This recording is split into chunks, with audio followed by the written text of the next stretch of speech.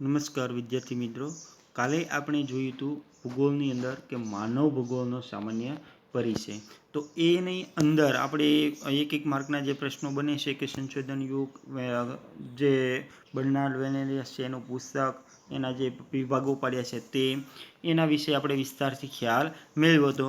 અને અંતે આપણે જીન બ્રુન્સની જે ભૂગોળની વ્યાખ્યા છે કે માનવ ભૂગોળ એવા બધા જ તત્વોનો અભ્યાસ કરે છે જે માનવીની ક્રિયા પ્રતિક્રિયા દ્વારા પ્રભાવિત થાય છે તે, અને ત્યારબાદ તેની અંદર જે ગતિવિધિઓ થઈ છે તો એ ગતિવિધિઓ વિશે આપણે ખ્યાલ મેળવ્યો હતો. આજે આપણે ભણવાનું છે કે માનવ ભૂગોળનું વિષય વસ્તુ. માનવ ભૂગોળ જે છે એનું વિષય વસ્તુ શું છે તે તો તકનીકી વિકાસની સાથે મનુષ્ય અને પર્યાવરણના સંબંધો બદલાઈ રહ્યા છે. એટલે કે તકનીકી એટલે કે આપણી જે આવડત છે એના આધારે, એટલે કે એનો જે વિકાસ થયો છે તેનાથી મનુષ્યના અને પર્યાવરણ વચ્ચેના જે સંબંધો છે એમાં બદલાવ આવી રહ્યો છે. માનવીનો પર્યાવરણ સાથેનો સંબંધ એ માનવ ભૂગોળના અભ્યાસનું કેન્દ્ર બિંદુ છે. ખાસ યાદ રાખજો, માનવીના પર્યાવરણ સાથેનો સંબંધ એ માનવ ભૂગોળના અભ્યાસનું કેન્દ્ર બિંદુ છે. વિભિન્ન પ્રદેશોના માનવીઓ રંગ, સ્વાસ્થ્ય, વસ્ત્ર, રહેઠાણ, ભાષા, ધર્મ, સામાજિક માળખું વગેરે અનેક બાબતોમાં વૈવિધ્ય છે. સાંસ્કૃતિક ભિન્નતાઓનું ઉત્તમ ઉદાહરણ એટલે USA અને ભારત જેવા બિન સાંપ્રદાયિક દેશોમાં જોવા મળશે. સાંસ્કૃતિક ભિન્નતાઓનો ઉત્તમ ઉદાહરણ એટલે કે સમન્વય. સાંસ્કૃતિક જે ભિન્નતાઓ છે, આપણે આને સમાજની અંદર આપણે એ જોઈએ છીએ કે સાંસ્કૃતિક વૈવિધ્ય, તો એની અંદર ભાષાઓ, બોલી, રહેણી કહેણી, રીત રિવાજો, જીવન નિર્વાહની રીતો, ઉત્સવો, આ દરેક બાબતો જે છે એ અલગપણું છે. તેનાથી જો આ મુખ્ય કોઈ પ્રદેશ હોય તો એમાં USAનું નામ આવે એટલે કે યુનાઇટેડ સ્ટેટ અમેરિકન, કારણ કે એને 2 પ્રકારની નાગરિકતા પ્રાપ્ત થાય છે અને ભારતને માત્ર એક જ નાગરિકતા પ્રાપ્ત થાય છે, એ ઇન્ડિયન. હવે એમાં આપણે આગળ જોઈએ કે બિન સાંપ્રદાયિક દેશોમાં જોવા મળે છે. અમેરિકન ભૂગોળવેતાઓ ફિન્સ અને ટ્રેવાર્થા. અમેરિકન ભૂગોળવેતા ફિન્સ અને ટ્રેવાર્થા ક્યાંના ભૂગોળવેતા છે, અથવા તો અમેરિકન ભૂગોળવેતા કોણ છે? તો ફિન્સ અને ટ્રેવાર્થાએ માનવ ભૂગોળના વિષય વસ્તુના 2 વિભાગ પાડ્યા છે. ભૂગોળ વિષય વસ્તુના 2 વિભાગ પાડ્યા છે. એક છે પ્રાકૃતિક પર્યાવરણ અને બીજું છે સાંસ્કૃતિક પર્યાવરણ. ખાસ યાદ રાખજો, અમેરિકન ભૂગોળવેતાઓ ફિન્સ અને ટ્રેવાર્થાએ માનવ ભૂગોળના વિવિધ વિષય વસ્તુ છે, વિષય એટલે કે જે મુખ્ય બાબતો આપણે ભણવાની છે એ બાબતોના મુખ્ય કેટલા ભાગ પાડ્યા છે કે 2. કયા છે? પ્રાકૃતિક એટલે કે કુદરત આધારિત જે છે તે, અને સાંસ્કૃતિક પર્યાવરણ એટલે કે માનવ આધારિત જે છે તે. આના 2 મુખ્ય વિભાગ પાડ્યા છે.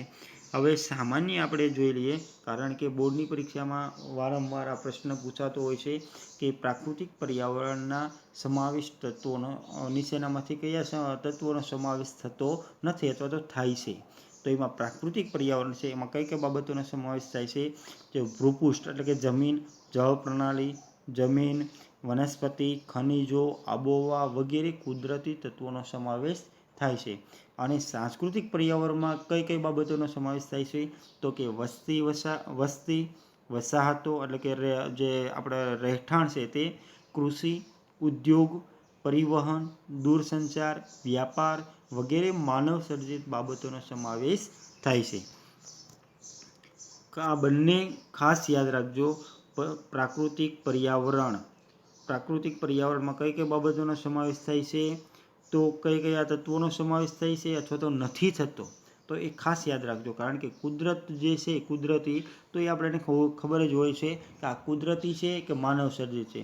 પણ ઘણી વખત એવું પણ થાય છે કે એ જે પ્રશ્ન મૂકશે, કૃષિ મૂકી દે તો એ માનવ સર્જિત છે. કૃષિ છે એ કુદરતી નથી, એમાં જે છોડ ઉગે છે એ કુદરતી છે, પણ એ જે આપણે વાવેતર કરીએ છીએ અને ઉગાડીએ છીએ એટલે કૃષિ જે કરીએ છીએ એ કેવી છે?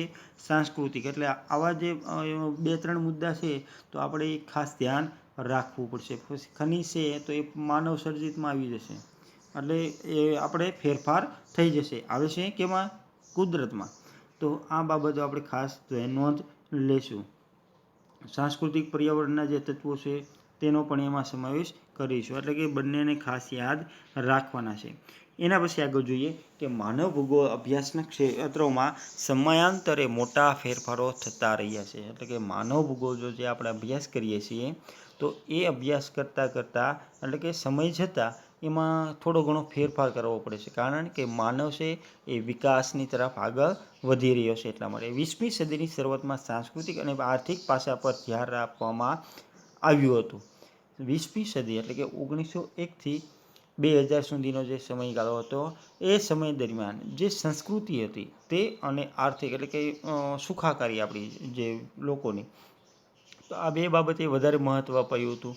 પરંતુ પછીથી માનવ સમાજ સાથે આવેલી નવી સમસ્યાઓ અને પડકારો વિષય વસ્તુના કેન્દ્રમાં ઊભા થયા. બીજું એના પછીના જે સમય આવ્યો હતો એ સમયમાં માનવીને અનેક સમસ્યાઓ અને પડકાર આવ્યો છે, તો એનાથી લોકોની જે સુખાકારી હતી એમાં કંઈક ને કંઈક ફેરફાર થયો. તો એ જે બાબત હતી તો એને કેન્દ્રમાં લીધા. માનવ ભૂગોળમાં તત્કાલીન, સમન્વયકારી અને આંતર વિષયક વિષયોનો સમાવેશ કરવામાં આવ્યો. 20મી સદી પછી માનવ ભૂગોળમાં ખાસ યાદ રાખજો, માનવ ભૂગોળમાં તત્કાલીન, સમન્વયકારી અને આંતર વિષયક વિષયોનો સમાવેશ કરવામાં આવ્યો. એમાં જો માનવ ભૂગોળની અંદર અર્થશાસ્ત્ર, ઇતિહાસ, વસ્તી વિજ્ઞાન, કૃષિ વિજ્ઞાન, સમાજશાસ્ત્ર, આંકડાશાસ્ત્ર, રાજ્યશાસ્ત્ર વગેરે વિષયો સાથે માનવ ભૂગોળનો અનુબંધ એટલે કે એની સાથે જોડાયેલો અનુબંધ અને સહસંબંધ ધરાવે છે. માનવ ભૂગોળના અભ્યાસના ક્ષેત્રોમાં સમાવિષ્ટ મહત્ત્વના પાસા આ પ્રમાણે છે. માનવ ભૂગોળના અભ્યાસ જે થાય છે તો એના અંદર કઈ કઈ બાબતોનો સમાવેશ થાય છે એના વિશે તો આ આપણને 2 માર્કની અંદર કે 3 માર્કની અંદર પૂછાઈ શકે કે માનવ ભૂગોળના અભ્યાસના ક્ષેત્રોમાં સમાવિષ્ટ મહત્ત્વના પાસાઓ જણાવો. તો એની અંદર માનવીની ઉત્પત્તિ, તેની પ્રજાતિ અને પૃથ્વી પર માનવ પ્રજાતિઓનું સ્થાયીકરણ, આ એક મુખ્ય પ્રશ્ન. એટલે કે માનવ ભૂગોળના જે આપણે બાબતો જોઈએ છીએ તો પ્રથમથી જ માત્ર ને માત્ર માનવની આર્થિક અને સાંસ્કૃતિક તપાસ જ એટલે કે એના વિશે જ અભ્યાસ કરવામાં આવતો હતો. તો એના ઉપર અહીંયા પહેલો મુદ્દો બને છે કે માનવીની ઉત્પત્તિ, તેની પ્રજાતિ અને પૃથ્વી પર માનવ પ્રજાતિનું સ્થાયીકરણ. માનવ વસ્તીનું વિતરણ, વસ્તી ગીચતા, વસ્તી વૃદ્ધિ, વસ્તીની વિશેષતાઓ અને માનવ વસ્તીનું સ્થળાંતર, મતલબમાં કે વસ્તી સાથે કોઈ પણ સમસ્યાઓ જોડાયેલી છે તો એ બાબતનો પણ અભ્યાસ કરવામાં આવે છે. માનવીની પ્રાથમિક, દ્વિતીયક, તૃતીયક અને ચતુર્થક અને પંચમ પ્રવૃત્તિઓ જે છે એનો પણ ખાસ એમાં સમાવેશ એટલે કે અભ્યાસ કરવામાં આવે છે. આ પંચમ પ્રવૃત્તિ એટલે કે ભૂગોળની અંદર આપણે આ 5 પ્રવૃત્તિઓ ભણવાની આવશે, જે વિસ્તારથી ભણીશું. સામાન્ય અત્યારે માહિતી આપી દઉં કે માનવીની પ્રાથમિક પ્રવૃત્તિ છે એટલે કે જે શરૂઆતથી એટલે કે જે ખેતીવાડી છે ત્યાંથી શરૂ થાય છે, એટલે એ પ્રાથમિક પ્રવૃત્તિની અંદર સમાવેશ થાય છે. દ્વિતીયક પ્રવૃત્તિ જે છે એટલે એમાં પશુપાલન છે કે એના મતલબમાં ખેતી આધારિત જે કંઈ ઉદ્યોગો વિકાસ પામ્યા છે તેનો સમાવેશ થાય છે. પછી તૃતીયક પ્રવૃત્તિ છે તો એમાં સામાન્ય રીતે એનાથી ઉપરી એટલે કે એ સેવા આપીને આર્થિક ઉપાર્જન મેળવતા હોય છે તે.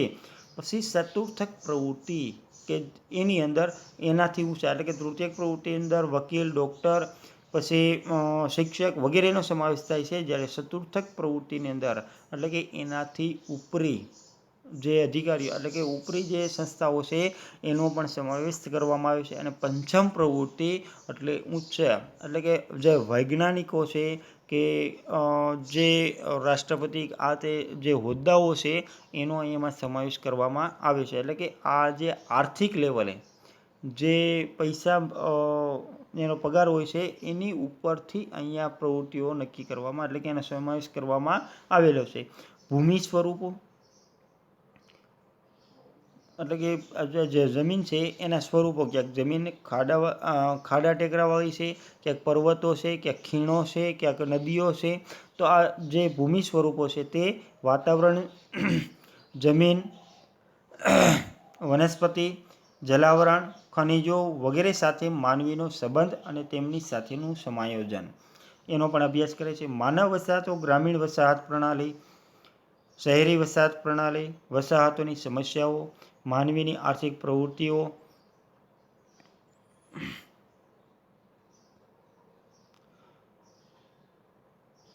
માનવીની આર્થિક પ્રવૃત્તિઓ, શિકાર, પશુપાલન, કૃષિ, ઉદ્યોગ, પરિવહન, દૂરસંચાર અને વ્યાપાર, સામાજિક અને સાંસ્કૃતિક સંગઠનો, માનવીની સાંસ્કૃતિક પ્રવૃત્તિઓ, ભાષા, સાહિત્ય, શિલ્પ, સંગીત, ધર્મ, લોકસાહિત્ય, પરંપરાઓ વગેરે. ભવિષ્યના સંદર્ભમાં સંસાધનોની મૂલવણી અને સંરક્ષણની યોજનાઓ, એનો પણ સમાવેશ અહીંયા કરવામાં આવે છે કે એનો પણ અહીંયા અભ્યાસ કરવામાં આવે છે. કેમાં? કે માનવ ભૂગોળની અંદર.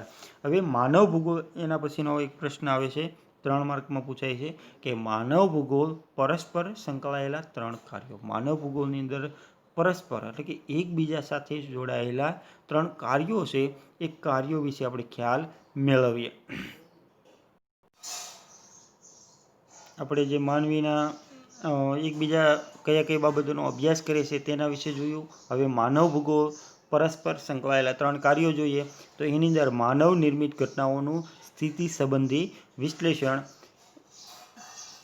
પછી બીજું છે પારિસ્થિતિક વિશ્લેષણ અને પ્રાદેશિક સમન્વય. આ 3 કાર્યો એકબીજા સાથે જોડાયેલા છે. એટલે કે માનવ ભૂગોળની અંદર એકબીજા સાથે જોડાયેલા કાર્યો છે. તો એમાં પહેલું આપણે જોઈએ કે માનવ નિર્મિત ઘટનાઓનું સ્થિતિ સંબંધિત વિશ્લેષણ. માનવ નિર્મિત ઘટનાઓ એટલે કે માનવ દ્વારા જે નિર્માણ પામેલી છે એવી ઘટનાઓ, એટલે કે એવો સમય અથવા તો એવા જે સંજોગો છે તે. તો અહીં માનવ વસ્તી, તેમની વિશિષ્ટતાઓ, કલા, કૌશલ્ય અને તેમના વિસ્તરણ સાથે સંકળાયેલા છે.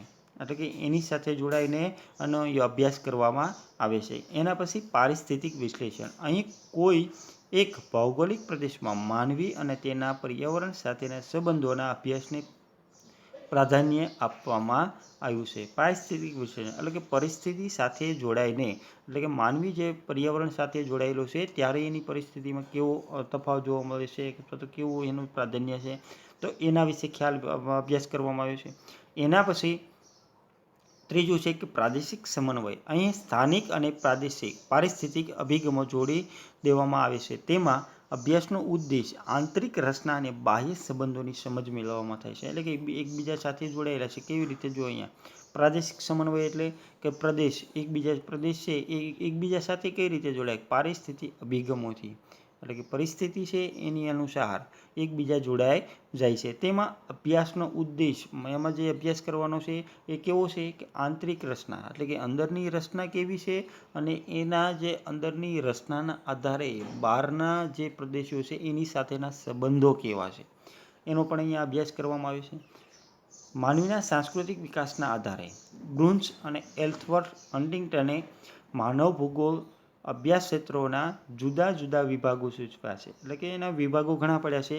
તેમાં શ્રમ વિભાજન, માનવ દ્વારા પ્રાકૃતિક સંપાદનોનું શોષણ, વધુ પડતું ખનન, શહેરોની સમસ્યાઓ, જંગલો, પ્રાણીઓનો વિનાશ વગેરે બાબતોનો મહત્ત્વ આપવામાં આવ્યું છે. એટલે કે જે માનવ ભૂગોળનો અભ્યાસ કરવામાં આવ્યો છે પ્રકૃતિ સાથે જોડાઈને, તેમાં શ્રમ વિભાજન એટલે કે કામ કરતા મજૂરો જે છે કે જે તે.